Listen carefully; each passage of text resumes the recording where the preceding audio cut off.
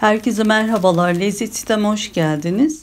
Bugün mutfağımdan mayasız hamurdan dışı çıtır çıtır, içi kat kat saya çöreği hazırladım. Çöreğimizi mayasız hamurdan yaptığımız için çok fazla zamanımızı almadan kolayca hazırlıyoruz. Kesinlikle kahvaltılarınıza bu nefis saya çöreğinden yapmanızı öneriyorum.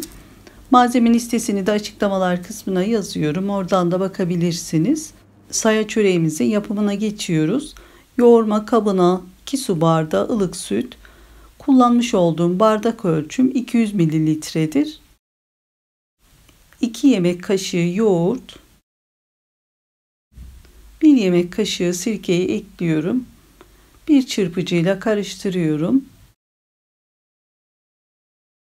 Sonra içerisine 1 tatlı kaşığı kabartma tozu, 1 tatlı kaşığı tepeli tuz ekliyorum. Tekrar çırpıcıyla karıştırıyorum. Sonra kontrollü birkaç aşamada un ilavesi yapıyorum. Ben toplamda 5,5 su bardağı un kullandım. Un miktarı her zaman un kalitesine göre değişebilir. O yüzden kontrollü kullanıyoruz.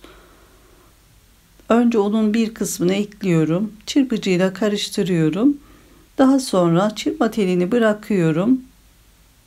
Hamuru elimle karıştırıyorum.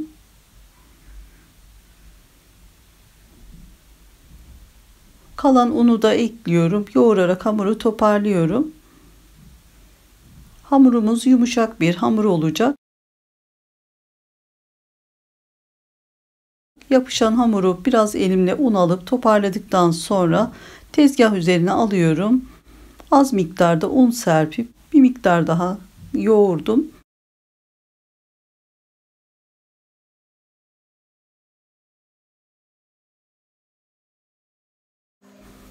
Sonra hamurumuzu toparladıktan sonra gördüğünüz gibi yumuşacık bir hamur.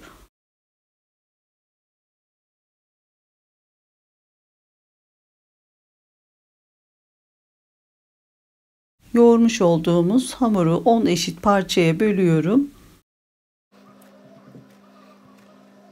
Böldüğüm parçaları elimle beze yapıyorum. Yapmış olduğum bezeleri un serptiğim tepsinin üzerine alıyorum. Ve üzerini bir bezle veya bir streçle kurumaması için kapatıyoruz. Daha sonra arasına kullanacağımız 125 gram tereyağını eritiyorum. Eritmiş olduğum tereyağının içerisine yarım çay bardağı sıvı yağ ekliyorum. Karıştırıp ılıması için bir kenarda bekletiyoruz. Bezeleri açma işlemine geçiyorum. Bezelerimizi açmak için unun içerisine 1 yemek kaşığı nişasta ekliyorum ve karıştırıyorum. Sonra tezgah üzerine bezeden bir tane aldım. Bezenin altına ve üzerine un serpiyorum. Servis tabağı büyüklüğünde oklava kullanarak açıyorum. Açtığım bezeyi kenarda bekletiyoruz. Diğer bezeleri de hepsini açıp hazırlıyorum.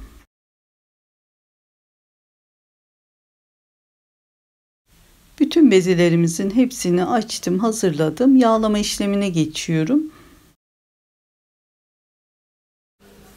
Servis tabağının içerisine açtığımız bezeden bir tane yerleştiriyorum.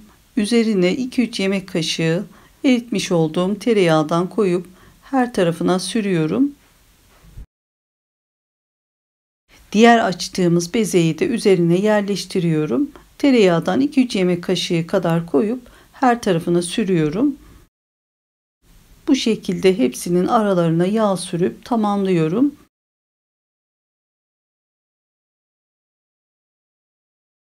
Son katına yağ sürmüyoruz. Kalan yağımızı da daha sonraki aşamada kullanacağımız için bir kenarda bekletiyoruz. Üzerine buzdolabı poşetiyle veya bir streçle kapatıyoruz. Donması için buzdolabına kaldırıyorum. 10 dakika sonra buzdolabından çıkarıyorum. Tezgah üzerine alıyoruz.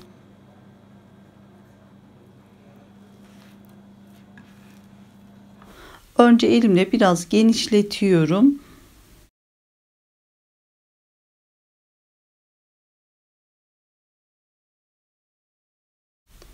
Sonra bir merdane ile dikdörtgen formunda açıyorum.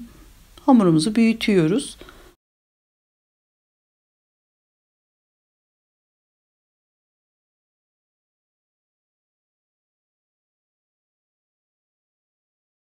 Daha sonra kalan yağı üzerine döküyorum. Elimle her tarafına gelecek şekilde sürüyorum. Ardından uzun olan kısımdan başlıyorum. Rulo şeklinde sarıyorum. Sararken mutlaka hamuru esneterek sarıyoruz. Katları bu sayede daha ince olur. Bu işlemi mutlaka yapıyoruz. Uzunca bir rulo yaptım gördüğünüz gibi. Sonra kendi etrafında sarıyorum gül böreği gibi. Uç kısmını da hamurun altına yerleştiriyorum. Bu şekilde gördüğünüz gibi.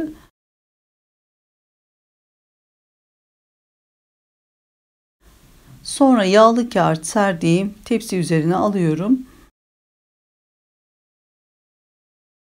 Üzerini kapatıp bir 5-10 dakika donması için, ayrıca hamurun güzel açılabilmesi için bir 5-10 dakika bekletiyorum.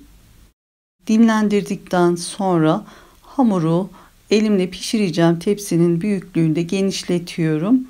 İsterseniz merdane ile de bu işlemi yapabilirsiniz. Sonra genişlettiğimiz çöreğimizi pişirme kağıdıyla kolayca pişireceğimiz tepsiye aktarıyorum. Tepside birazcık daha genişletiyorum ve bu inceliği getiriyorum.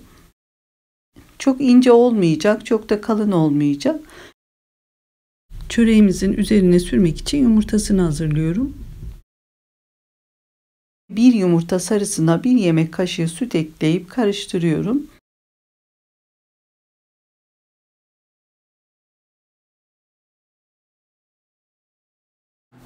Sonra üzerine her tarafına gelecek şekilde hepsini sürüyorum.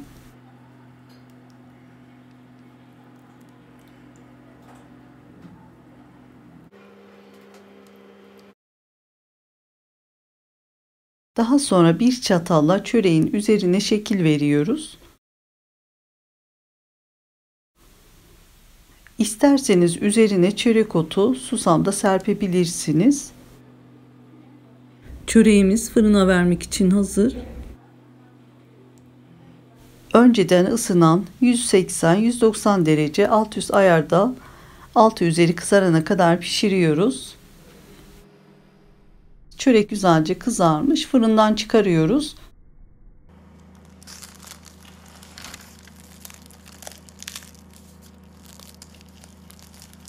Nar gibi kızaran pişen çöreğimizi fırından çıkardım. İlk sıcağı geçince doku testine geçiyorum. Çöreğimizin çıtır çıtır sesini duyuyorsunuz.